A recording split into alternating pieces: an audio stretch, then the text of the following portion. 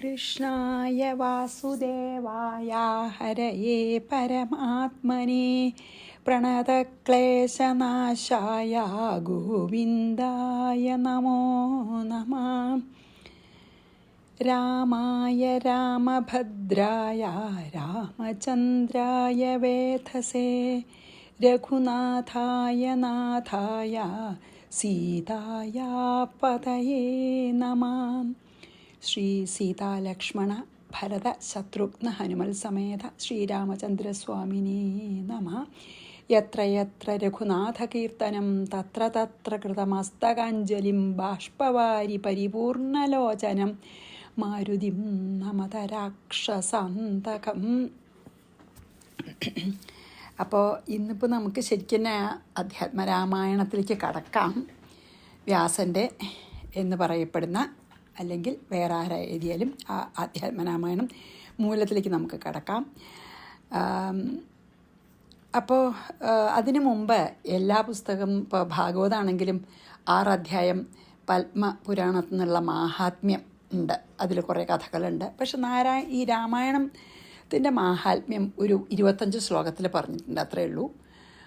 പക്ഷെ അതിൽ കൂടെ ഒന്ന് നമുക്ക് കടന്നു പോകാൻ ഞാനത് ഓരോന്നും വായിച്ച് പറയുന്നില്ല. പക്ഷേ മാഹാത്മ്യം കുറച്ചെങ്കിലും മനസ്സിലാക്കുമ്പോൾ നമുക്ക് രാമായണം കേൾക്കുമ്പോൾ, ഈ അധ്യാത്മരാമായണം മൂലം കേൾക്കുമ്പോൾ നമുക്ക് കൂടുതൽ ഗൗരവത്തോടു കൂടി അത് ശ്രദ്ധിക്കാനും അതിലത്തെ ആധ്യാത്മിക തത്വങ്ങൾ കൂടുതൽ ഗൗരവത്തോടെ നമുക്ക് ജീവിതത്തിലേക്ക് പകർത്താൻ ശ്രമിക്കാനും ഒക്കെയുള്ള ആ ഒരു പ്രചോദനം ഉണ്ടാവുമല്ലോ മാഹാത്മ്യം. അതുകൊണ്ട് ഞാൻ മാഹാത്മ്യം ഒന്ന് വെറുതെ ഒന്ന് ആ 25 ശ്ലോകങ്ങളിൽ കൂടെ ഞാൻ എൻ്റെ വാക്കുകളിൽ ഞാൻ പറഞ്ഞു പോണേ ഉള്ളൂ. ആ ഓരോ ശ്ലോകവും വായിച്ച് അന്വയമായിട്ട് ചെയ്യണില്ല. അപ്പോൾ ബ്രഹ്മപുരാണത്തിൽ ബ്രഹ്മാവ് നാരദന് ഉപദേശിക്കുന്ന പോലെയാണ് ഇതിലുള്ളത്. പിന്നെ ശരിക്ക് അങ്ങനെ വരുമ്പോൾ ഉമാമഹേശ്വര സംവാദം ആയിട്ടാണ്. വാൽമീകി രാമായണത്തിൽ എന്താണ്, ബ്രഹ്മാവ് നാരദന് പറഞ്ഞു കൊടുത്തു, നാരദൻ വാൽമീകിയോട് പറഞ്ഞു, അങ്ങനെയാണല്ലോ. പക്ഷെ അധ്യാത്മരാമായണത്തിൽ ഉമാമഹേശ്വര സംവാദം അത് വളരെ ഭക്തിസാന്ദ്രമാണ്. ഇതിൽ ശ്രീരാമനെ മഹാവിഷ്ണുവിൻ്റെ അവതാരം തന്നെയായിട്ടാണ് കണ്ടിരിക്കുന്നത്. അതുകൊണ്ട് നിരവധി സ്തുതികൾ ഉൾക്കൊള്ളിച്ചിട്ടുണ്ട്. അപ്പോൾ ഈ ഭക്തിപ്രസ്ഥാനത്തെ ഒരു പക്ഷേ ഏറ്റവും അധികം വളരാൻ സഹായിച്ച ഒരു ഗ്രന്ഥം എന്ന് നമുക്ക് വേണമെങ്കിൽ പറയാം. ഇതിനെ അധ്യാത്മരാമായണത്തിന് അത്ര.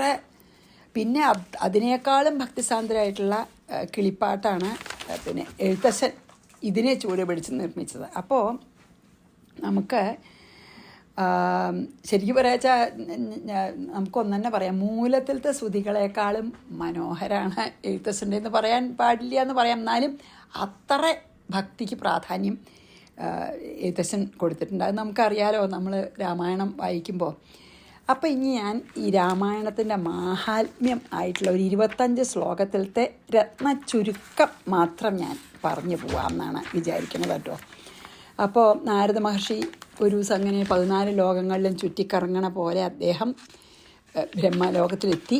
അപ്പോൾ ബ്രഹ്മാവിനെ സ്തുതിച്ചു. എന്നിട്ട് അച്ഛനാണല്ലോ, അച്ഛനെ സ്തുതിച്ചു. അപ്പോൾ എന്താ ബ്രഹ്മാവ് വന്നാൽ ചോദിച്ചപ്പോൾ പിന്നെ അദ്ദേഹം പറഞ്ഞു, എനിക്കൊരു കാര്യം പറയാനുള്ളത് എന്താ വെച്ചാൽ ഭൂമിയിൽ ഈ അത്ര ഒരു അശാന്തി ഉണ്ട്, ശാന്തി ഇല്ലായ്മ ഭൂമിയിൽ കാണാണ്ട്. ബ്രാഹ്മണർക്കൊക്കെ ഭയങ്കര ലോഭം, ഗ്രീഡ്.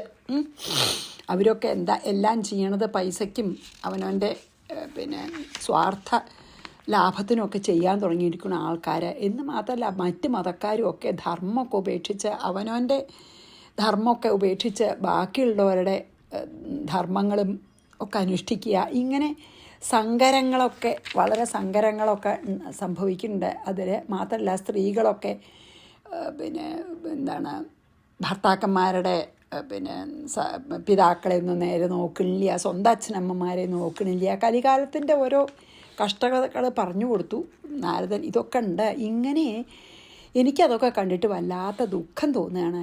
അവരെ എങ്ങനെ സഹായിക്കാം? അങ്ങ് സർവജ്ഞനല്ലേ, ഇവർക്ക് ശാന്തി നൽകാൻ ഒരു ഉപായം എനിക്ക് പറഞ്ഞു തരുമെന്ന് പറയണം നാരദൻ ബ്രഹ്മാവിനോട്. അപ്പോൾ ബ്രഹ്മാവ് പറയാണ്, ഞാൻ പറയാം. എന്താ അറിയോ, ഒരു കാര്യം, പാർവതി ഒരിക്കൽ ശ്രീരാമനോട് ശ്രീരാമതത്വം എനിക്കറിയണമെന്ന് ആഗ്രഹമുണ്ടെന്ന് പറഞ്ഞു. അപ്പോൾ ശ്രീ പരമേശ്വരൻ പാർവതി ദേവിക്ക് രഹസ്യമായിട്ട് അധ്യാത്മരാമായണത്തെ വിസ്തരിച്ച് പറഞ്ഞു. അല്ലെങ്കിൽ രാമായണത്തിലത്തെ ആധ്യാത്മിക ഭാഗം എടുത്തിട്ട് മാത്രം പറഞ്ഞു. ആര്? ശ്രീ പരമേശ്വരൻ ശ്രീ പാർവതിയോട്. പാർവതി അത് വളരെ ബഹുമാനത്തോടും ശ്രദ്ധയോടും കൂടി ശ്രവിച്ച് ധരിച്ചു രാവും പകലും ആ തത്വത്തെ തന്നെ ആലോചിച്ചും കൊണ്ട് വളരെ സന്തോഷത്തോടു കൂടി ഇരുന്നു. എല്ലാം അത്ര ഒരു ആനന്ദം ഉണ്ടായി. അപ്പോൾ ഈ ഭഗവാൻ തന്നെയാണ് അത് ആരിൽ രമിക്കുന്നുവോ, അതായത് നമ്മളെ മനസ്സിൽ ആനന്ദസ്വരൂപനായിരിക്കുന്ന ആ ശക്തി ഏതോ, യോഗികളൊക്കെ ഏതൊരു ശക്തിയിലാണോ രമിക്കുന്നത് ആ തന്നെയാണ് രാമൻ. രാമൻ എന്നുള്ള പദത്തിൻ്റെ അർത്ഥം തന്നെ അതല്ലേ, രമിക്കുന്നവൻ എന്നാണ്. അപ്പോൾ അത് ആരിലാണോ രമിക്കുന്നത് ആ ആണ് രാമനെ. അപ്പോൾ അതായത് പരമാത്മാവ് തന്നെയാണ് രാമൻ എന്നർത്ഥം, കൃഷ്ണനെ പോലെ തന്നെ. ആ പരമാത്മാവിനെ ശരിക്കറിയാൻ ഉള്ള ഒരു യാത്രയാണ് ആ രാമൻ എന്ന പരമാത്മാവിനെ അറിയാനുള്ള അയനം. അങ്ങനെയുള്ളൊരു രാമനെ അറിയാനുള്ള ഈ യാത്ര ആയതുകൊണ്ടാണ് രാമായണം എന്ന് പേര് വന്നത്, രാമനെ അറിയാനുള്ള അയനം. അപ്പോൾ അങ്ങനെ അതിനെ ഉപദേശിക്കണോണ്ടാണ് അധ്യാത്മരാമായണം എന്ന് പേരും വന്നത്. അപ്പം അത് ഞാൻ പറയാം എന്ന് പറഞ്ഞിട്ടാണ് ഈ അതാണ് അധ്യാത്മരാമായണം. അത് നമുക്ക് ജനങ്ങളെ ധരിപ്പിക്കാൻ വളരെ എളുപ്പമാണ്. അത് ലോകത്തിൽ ഇനിയും ഈ പാപങ്ങളൊക്കെ വർദ്ധിക്കും, പാപികളും വർദ്ധിക്കും. എന്നുവെച്ചാൽ കലികാലം ഇങ്ങനെ കൂടി വരുമ്പോൾ, അതായത് മൂത്ത് വരുമ്പോഴേ. പക്ഷേ ഈ അധ്യാത്മരാമായണം കേട്ടാൽ ആ ദോഷങ്ങൾക്കൊക്കെ ഒരു ശമനം ഉണ്ടാവും. അതുകൊണ്ട് പറഞ്ഞു, അധ്യാത്മരാമായണത്തിനെ വളരെ ശ്രദ്ധയോടെ കേൾക്കൂ, എന്നിട്ട് അർത്ഥമൊക്കെ മനസ്സിലാക്കി അതിനെ ഉൾക്കൊണ്ട് മനസ്സിന് നല്ല ശാന്തി എല്ലാവർക്കും ലഭിക്കുമെന്ന് പറഞ്ഞു. എന്നിട്ട് പറഞ്ഞു, ഞാൻ ഇത് പറയുന്നതിന് മുമ്പ് അതിൻ്റെ മാഹാത്മ്യം ഒന്ന് പറയാമെന്ന് പറഞ്ഞു. എന്നിട്ട് പറയുകയാണ്, അധ്യാത്മരാമായണത്തിൽ ഒരു ശ്ലോകമോ പകുതിയോ ആരാണ് ഭക്തിയോടുകൂടി ചെല്ലണം വെച്ചാൽ അയാൾക്ക് മുക്തി ലഭിക്കും. അതൊക്കെ മാഹാത്മ്യം. അത്രയ്ക്ക് പുണ്യ പുസ്തകമാണ്. അതുകൊണ്ട് അതിലത്തെ ഒരു ശ്ലോകം വായിച്ചാലും പകുതി ശ്ലോകം വായിച്ചാലും കൂടി നമുക്ക് പുണ്യം ലഭിക്കുന്നത്. പിന്നെ ആരാണ് എല്ലാ ദിവസവും അന്യചിന്ത ഇല്ലാതെ എപ്പോഴും അധ്യാത്മരാമായണം കീർത്തിക്കണ, അവർക്ക് എന്നും നന്മ മാത്രമേ വരുള്ളൂ. അങ്ങനെയൊക്കെ ഫലശ്രുതി പോലെ പറഞ്ഞു കൊടുത്തു. അതായത് എല്ലാവരും ആർക്കെങ്കിലും രാമായണം വാങ്ങി കൊടുക്കുന്നത് വളരെ ശുഭമാണ്. ഇപ്പോൾ ഒരാൾക്ക് വായിക്കാൻ മോഹമുണ്ട്, ആ ആൾക്ക് വാങ്ങാനുള്ള ശേഷിയില്ലെങ്കിൽ അയാൾക്ക് നല്ല ദിവസമായിട്ടോ അല്ലെങ്കിൽ എന്തെങ്കിലും ഒരു സന്തോഷം ദിവസമായിട്ടുള്ള ദിവസം ആ രാമായണം നമ്മൾ വാങ്ങിക്കൊടുത്താൽ അതന്നെ വളരെ പുണ്യമാണ്. അതൊക്കെ ഈ മഹാത്മ്യത്തിൽ പറയുന്നുണ്ട്. ഞാൻ അധ്യാത്മരാമായണം പറയണതിന് മുമ്പേ ഈ മഹാത്മ്യം പറയാമെന്ന് പറഞ്ഞിട്ട്, ആരാണ് എന്നും ഈ ഗ്രന്ഥത്തിനെ നമസ്കരിക്കണം അവർക്ക് നന്മ വരും. പിന്നെ ഈ വേദങ്ങളെ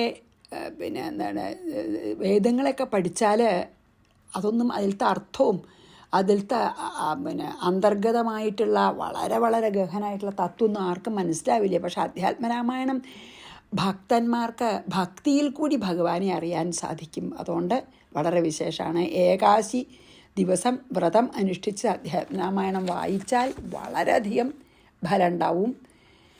ഇങ്ങനെ അതായത് ഗായത്രി മന്ത്രം ദിവസേന അനവധി പ്രാവശ്യം ചെല്ലണ ഫലമാണത്രേ ഈ ഏകാദശി വ്രതം അനുഷ്ഠിച്ചിട്ട് അധ്യാത്മരാമായണം അവനവൻ വായിക്കുകയും ഭക്തന്മാരെയും കേൾപ്പിക്കുകയൊക്കെ ചെയ്യണത്. പിന്നെ ശ്രീരാമനവമി ദിവസം നമ്മൾ വ്രതം അനുഷ്ഠിച്ച് ഉറക്കമൊഴിച്ചിട്ട് അധ്യാത്മരാമായണം പഠിച്ചാൽ വളരെ വളരെ പുണ്യമാണ്. പിന്നെ വലിയ വലിയ നിങ്ങളുടെ കുരുക്ഷേത്രം പോലുള്ള പുണ്യതീർത്ഥങ്ങളിൽ വെച്ചിട്ട് സൂര്യഗ്രഹണത്തിൻ്റെ സമയത്തൊക്കെ ജലത്തിൽ നിന്നുകൊണ്ട് ബ്രാഹ്മണർക്ക് രാമായണം ദാനം ചെയ്താലൊക്കെ വളരെ പുണ്യമാണ്. രാത്രിയും പകലും അധ്യാത്മരാമായണത്തെ നമ്മളെപ്പോഴും ഗാനം ചെയ്താൽ വളരെയധികം ഫലം കിട്ടും. പിന്നെ എല്ലാ ദിവസവും അത് വായിക്കാൻ സാധിച്ചാൽ വേണം. പിന്നെ ഒന്നും കൂടിയും പറയണ്ട, എന്താ അറിയോ, ഈ ഹനുമാൻ്റെ ഒരു വിഗ്രഹത്തിൻ്റെ അടുത്തിരുന്നിട്ട് ശ്രീരാമഹൃദയം വരാൻ പോകുന്നുണ്ട്. ശ്രീരാമഹൃദയം എന്ന് പറഞ്ഞിട്ടൊരു ഒരു പോർഷൻ ഉണ്ട്. ആ ശ്രീരാമഹൃദയം ഹനുമാൻ്റെ ഒരു വിഗ്രഹത്തിൻ്റെ അടുത്തിരുന്നിട്ട് 3 പ്രാവശ്യം ജപിച്ചാൽ ആ എന്ത് കാര്യം വിചാരിച്ചാലും അത് സാധിക്കും എന്ന് പറയുന്നുണ്ട്. അതായത് ഉറക്ക ജപിക്കല്ല വേണ്ടത്. രാമഹൃദയം പതുക്കെ വളരെ ശബ്ദമില്ലാതെ ഒരു ഹനുമൽ വിഗ്രഹത്തിൻ്റെ അടുത്തിരുന്ന് ജപിച്ചാൽ നമുക്ക് കാര്യസിദ്ധി ഉണ്ടാവും എന്ന് പറയുന്നുണ്ട്. അതുപോലെ തന്നെ തുളസിയുടെ ആലിൻ്റെ ഒക്കെ പിന്നെ അടുത്തിരുന്നിട്ട് ഈ ശ്രീരാമഹൃദയത്തിനെ കീർത്തിച്ചാൽ ആ പ്രത്യേക കുറച്ച് ശ്ലോകങ്ങളെ, ശ്രീരാമഹൃദയം എന്ന് പറഞ്ഞ പ്രത്യേക കുറച്ച് ശ്ലോകങ്ങളെ കീർത്തിച്ചാൽ അതായത് ഇപ്പോൾ പ്രദക്ഷിണം വയ്ക്കുകയാണ് ആലിനെ, അല്ലെങ്കിൽ തുളസിയുടെ മുമ്പിലിരുന്നിട്ട് അല്ലെങ്കിൽ തുളസിയെ പ്രദക്ഷിണം വയ്ക്കും, ആ സമയത്തൊക്കെ ശ്രീരാമഹൃദയം ചെല്ലണത് വളരെ വിശേഷമാണ്. എത്ര വലിയ പാപത്തിനെയും നശിപ്പിക്കുന്നതാണ് പിന്നെ പറയണത്. പിന്നെ ശിവനാണ് ശ്രീരാമഹാത്മ്യം മുഴുവനും അറിയണ ആളത്രേ. അതിൻ്റെ പകുതി എത്രേ പാർവതിക്ക് അറിയുള്ളൂ, അതിൻ്റെ പകുതിയെ എനിക്കറിയുള്ളൂ എന്ന് പറയുന്നുണ്ട് ബ്രഹ്മാവ്. അപ്പോൾ ഈ ഗീതാമാഹാത്മ്യത്തെ നമ്മൾ എല്ലാവരോടും അറിയണ പോലെ പറഞ്ഞാൽ അത് വളരെ പുണ്യമാണ് എന്ന് പറയുന്നുണ്ട്. പിന്നെ രാമഗീത അങ്ങനെ ഉണ്ട്. അതുകൊണ്ട് രാമഗീത, അതായത് ഇപ്പോൾ ഇതിലത്തെ തത്വങ്ങളെന്നേ പറയാനുള്ളൂ കേട്ടോ, അത് ലോകത്തിൽ മുഴുവൻ പ്രചരിപ്പിക്കുന്നത് വളരെ ഒരു പുണ്യമായിട്ടുള്ള കർമ്മമാണ് എന്ന് പറയുന്നുണ്ട്. അതായത് ഉപനിഷത്തുക്കളാകുന്ന സമുദ്രത്തെ കടഞ്ഞെടുത്ത് ഗീതയാകുന്ന അമൃതത്തെ ലക്ഷ്മണന് രാമൻ നൽകിയതാണത്രേ രാമഗീത. അതായത് രാമൻ ലക്ഷ്മണന് ഉപദേശിക്കുന്നതാണ് രാമഗീത. ഇത് മറ്റേത് കൃഷ്ണൻ അർജുനന് ഉപദേശിക്കുന്നതല്ലേ ഭഗവത്ഗീത. രാമഗീത പറഞ്ഞാൽ ഉപനിഷത്ത് തത്വങ്ങളെ ചുരുക്കി ശ്രീരാമൻ ലക്ഷ്മണന് ഉപയോഗിക്കണതാണ്. അപ്പോൾ ഈ ഗീത നമുക്ക് വളരെ ജ്ഞാനം നൽകണതാണ്. അത് വായിക്കുന്നത് വളരെ വളരെ വളരെ വളരെ പിന്നെ പുണ്യകരാണ് എന്ന്. അങ്ങനെ എല്ലാ പാപങ്ങളെയും പ്രായശ്ചിത്തം ആഗ്രഹിക്കുന്നുണ്ടെങ്കിൽ 1 മാസം നമ്മൾ രാമഗീത വായിച്ചാൽ മതി എന്നൊക്കെ പറയുന്നുണ്ട് ഇതിലേട്ടോ. അങ്ങനെ അധ്യാത്മരാമായണ മാഹാത്മ്യത്തിനെ പലതരത്തിലും പിന്നെ ബ്രഹ്മാവ് നാരദന് പറഞ്ഞു കൊടുക്കുന്നുണ്ട് കേട്ടോ. അതായത് അധ്യാത്മരാമായണ മാഹാത്മ്യത്തെ വിവരിക്കുന്ന ഈ പിന്നെ ഈ ശ്ലോകങ്ങൾ വായിക്കണത് തന്നെ വളരെ പുണ്യകരാണ്. പിന്നെയോ ഈ 18 പുരാണങ്ങൾ, പിന്നെ ഇതിഹാസങ്ങൾ, ആഗമങ്ങൾ, ഇവയൊക്കെ നമ്മൾ പഠിക്കണേക്കാളും ഫലമാണത്രേ അധ്യാത്മരാമായണം വായിക്കണത് കൊണ്ട്. ഈ 18 പുരാണങ്ങളും ഇതിഹാസങ്ങളും വായിക്കണേക്കാൾ ഫലം. അതെന്താ വെച്ചാൽ ഏത് പുസ്തകമാണ് നമ്മൾ പഠിക്കാൻ പോകണം അല്ലെങ്കിൽ വായിക്കാൻ പോകണം വെച്ചാൽ അതിന് വളരെയധികം മാഹാത്മ്യം ഉണ്ടെന്ന് പറയണത് എന്തിനാ വെച്ചാൽ ഈ വായിക്കണ ആളുടെ ശ്രദ്ധ അതിലേക്ക് മാക്സിമം കൊണ്ടുവരണം. ഏറ്റവും അധികം ശ്രദ്ധയോട് കൂടിയിട്ട് ഈ പറയുന്ന പുസ്തകം വായിക്കൂ. എന്ത് വായിക്കുകയാണെങ്കിലും നമ്മളെ ശ്രദ്ധയും ആദരവും ആ ഭക്തി ഉണ്ടെങ്കിൽ അതിൻ്റെ മുഴുവൻ ഇതും നമുക്ക് ആസ്വദിക്കാനും അതിലത്തെ തത്വങ്ങൾ കുറച്ചുകൂടി നന്നായിട്ട് മനസ്സിലാക്കാനും അത് നമ്മുടെ നിത്യജീവിതത്തിൽ പകർത്താനും ഒക്കെ അധികം സാധിക്കുമല്ലോ. അപ്പോൾ അതുകൊണ്ട് ഇപ്പോൾ ഭാഗവതം പറയുകയാണെങ്കിൽ ഭാഗവതം തന്നെയാണ് ഏറ്റവും മഹത്വം എന്ന് പറയും, വേറെ ഏത് പുരാണങ്ങൾ വായിക്കണേക്കാളും. ഇപ്പോൾ വാമന പുരാണം എടുത്തോളൂ, അതാണ് നല്ലതാണ് പറയും. അപ്പോൾ ഇവിടെ ഇപ്പോൾ ഒരു ഇതിഹാസം രാമായണം പോലെയുള്ളത് എന്താ ഇതിൽ പറഞ്ഞാൽ അധ്യാത്മരാമായണം സത്താണ്, സ്പിരിച്വാലിറ്റി എടുത്തതാണ്. ഏതെന്ന് മറ്റേ ആ സ്പിരിച്വൽ പോർഷൻ മാത്രം എടുത്തുണ്ടാക്കിയതാണെന്ന് നമ്മൾ പറഞ്ഞല്ലോ. അപ്പോൾ ഇതിൽ പറയണത് എന്താ വെച്ചാൽ 18 പുരാണങ്ങളും ആഗമങ്ങളും ഇതിഹാസങ്ങളും ഭാരതം പോലുള്ള ഇതിഹാസവും ഈ പഞ്ചരാത്രം പോലുള്ള ആഗമങ്ങളും ഒക്കെ വായിക്കണേക്കാളും പുണ്യകരാണ് എന്ന് പറയുകയാണ്. അപ്പോൾ ഇത് വായിക്കാൻ തുടങ്ങണതിൻ്റെ മുമ്പേ ഈ മഹാത്മ്യം കേൾക്കുമ്പോൾ വായിക്കണ ആൾക്ക് അതിനോട് അധികം ബഹുമാനം ഉണ്ടാവുമല്ലോ. അപ്പോൾ എപ്പോഴും നമ്മൾ എന്ത് ചെയ്യാച്ചാലും അതിനോട് ബഹുമാനത്തോടു കൂടിയും ആദരവോടു കൂടിയെന്നോ അല്ലെങ്കിൽ ശ്രദ്ധയോടു കൂടിയും ചെയ്യുമ്പോൾ അതിന് എന്തിനാണെങ്കിലും അധികം ഫലം ഉണ്ടല്ലോ. അതിനാണ് അങ്ങനെ ചെയ്യണതേ. അപ്പോൾ എന്നിട്ട് പിന്നെ പറയും അധ്യാത്മരാമായണത്തിൻ്റെ ഈ മാഹാത്മ്യം പറയണത് കൊണ്ടും കേൾക്കണത് കൊണ്ട് പോലും പുണ്യമുണ്ടെന്ന് പറയും. അങ്ങനെ പറഞ്ഞിട്ടാണ് ആക്ച്വലി ബ്രഹ്മാവ് നിർത്തണത് തന്നെ.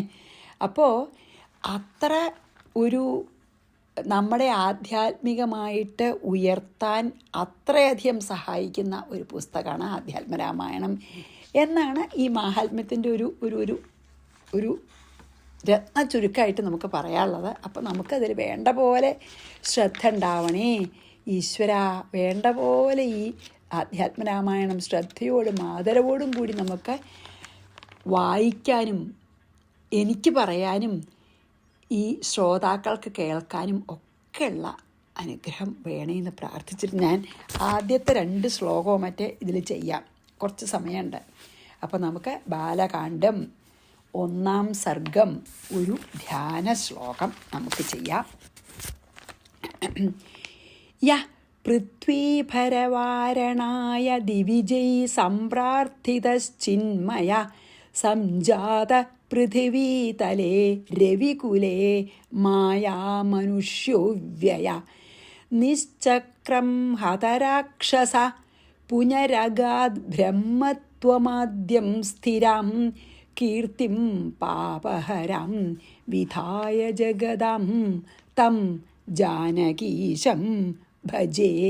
ഇതൊരു ധ്യാന ശ്ലോകമാണ്. അപ്പോൾ എന്താ പറയുക വെച്ചാൽ ദിവിജൈഹി, ദേവന്മാരാൽ പൃഥ്വീഭരവാരണായ ഈ ഭൂമിഭാരത്തെ തീർക്കാനായിക്കൊണ്ട് സംപ്രാർത്ഥിത, ദേവന്മാർ പറയുകയാണല്ലോ അവിടെ പോയിട്ട് ഭൂമിയുടെ ഭാരം തീർത്ത് തരാൻ രാവണനെ പോലുള്ള ദുഷ്ടന്മാരുണ്ട്, വല്ലാതെ ഭൂമിദേവിക്ക് ഭാരമായിരുന്നു എന്ന് പറയുമ്പോഴാണല്ലോ സംപ്രാർത്ഥിത, ഭക്തിപൂർവം പ്രാർത്ഥിച്ചപ്പോൾ യാതൊരുവൻ ചിന്മയ മീൻസ് ജ്ഞാനസ്വരൂപനും അവ്യയ നാശമില്ലാത്തവനും മായാമനുഷ്യ മായയെ അംഗീകരിച്ച് മനുഷ്യരൂപം പൂണ്ടവനും പൃഥിവീതലെ ഭൂതലത്തിൽ രവികുലെ സൂര്യവംശത്തിൽ സംജാത അവതരിച്ചുവോ നിശ്ചക്രം, അതായത് അശേഷം ഹതരാക്ഷസ ഹനിക്കപ്പെട്ട രാക്ഷസന്മാരോട് കൂടിയവനായിട്ട് എല്ലാ രാക്ഷസന്മാരെയും ഹനിച്ച് പിന്നെയോ പിന്നെ ജഗതാം ലോകങ്ങളുടെ പാപഹരാം പാപങ്ങളെ നശിപ്പിക്കുന്നതായ സ്ഥിരാം കീർത്തി ആ സ്ഥിരമായ യശസ്സിനെ വിധായ ജനിപ്പിച്ചിട്ട് ആദ്യം ബ്രഹ്മത്വം ആദ്യമായ ബ്രഹ്മഭാവത്തെ അഗാത് പ്രാപിക്കുകയും ചെയ്തുവോ ജാനകീശം തം ജാനകി ഭർത്താവായ ആ ദേവനെ ഞാൻ ഭജിക്കുന്നു. അതായത് ശ്രീരാമനെ ധ്യാനിക്കുകയാണ് അതിൽ. എന്താ അറിയോ, ദുഷ്ടന്മാരായിട്ടുള്ള രാക്ഷസന്മാരെ അവരുടെ ഈ അവർ കാരണം ഭൂമിയുടെ ഭാരം വല്ലാതെ വർദ്ധിച്ചപ്പോൾ ഈ ദേവന്മാർ ഇവരുടെ ഈ ദുഷ്കൃതങ്ങളെ പറ്റി ദേവന്മാർ മഹാവിഷ്ണുവിനോട് പരാതി പറഞ്ഞു. അപ്പോൾ അവരുടെ ദുഃഖം തീർക്കാനായിട്ട് ഭൂമിദേവിയും ബാക്കി എല്ലാവരെയും രക്ഷിക്കാനായും കൊണ്ട് ഭഗവാൻ മനുഷ്യ ശരീരം സ്വീകരിക്കാൻ തീർച്ചയാക്കിയിട്ട് ശ്രീരാമനായിട്ട് അവതരിച്ച് സൂര്യവംശത്തിൽ വന്ന് ജനിച്ചു, ദശരഥ മഹാരാജാവിൻ്റെ മകനായിട്ട് അല്ലേ. എന്നിട്ട് രാക്ഷസന്മാരെ മുഴുവനെ സംഹരിച്ച് ബാക്കി നല്ല ജനങ്ങളെ മുഴുവൻ രക്ഷിച്ച് അവർക്ക് പരമാനന്ദം നൽകാൻ തന്നെ സമർത്ഥമായിട്ടുള്ള അത്ര അങ്ങനത്തെ പുണ്യകർമ്മങ്ങൾ ചെയ്തുകൊണ്ട് ധർമ്മിഷ്ഠനായിട്ട് ഈ ലോകത്തിൽ യശസ്വിയായി തീർന്ന അത് കഴിഞ്ഞ് അവതാരോദ്ദേശം കഴിഞ്ഞ് പിന്നെ തിരിച്ച് മഹാവിഷ്ണു അല്ലെങ്കിൽ ബ്രഹ്മം തന്നെയായി തീർന്ന അവതാരോദ്ദേശം കഴിഞ്ഞപ്പോൾ ശ്രീരാമൻ ദേഹം ഉപേക്ഷിച്ച് പോയില്ലോ. അങ്ങനെ തിരിച്ച് ബ്രഹ്മഭാവം തന്നെ പ്രാപിക്കുകയും ചെയ്തിട്ടുള്ള ആ സീതാവല്ലഭനായിട്ടുള്ള ആ ശ്രീരാമചന്ദ്രനെ ഞാൻ വളരെ സ്നേഹത്തോടു കൂടി സർവാത്മന ശരണം പ്രാപിക്കുന്നു എന്നാണ് ഇതിൻ്റെ ഈ ഒരു ശ്ലോകത്തിൻ്റെ അർത്ഥം. അത് ധ്യാന ശ്ലോകമാണ്. അപ്പോൾ നമുക്ക് ശ്രീരാമചന്ദ്ര ഭഗവാനെ ഈ ഭൂമിഭാരം, രാക്ഷസന്മാരെ നിഗ്രഹിച്ച ഭൂമിഭാരം തീർത്ത് എല്ലാവർക്കും നന്മ അരുളുന്ന പ്രവൃത്തികൾ മാത്രം ചെയ്ത് ധർമ്മിഷ്ഠനായി ജീവിതം നയിച്ച് വളരെ യശസ്വിയായി തീർന്ന ആ സീതാവല്ലഭനായിട്ടുള്ള ഭഗവാനെ നമസ്കരിക്കാം നമുക്ക്. എന്നിട്ട് ഈ സെഷൻ ഇവിടെ നിർത്താം. എന്നിട്ട് അടുത്ത ഇതിൽ ഈ ശ്ലോകം തന്നെ ധ്യാനിച്ച് നമുക്ക് പിന്നെയും തുടങ്ങാം. അങ്ങനെയാണ് ഞാൻ വിചാരിച്ചത്. ഇപ്പോൾ ഏകദേശം 20 മിനിറ്റായി. അപ്പോൾ നമുക്ക് ഇവിടെ നിർത്താം.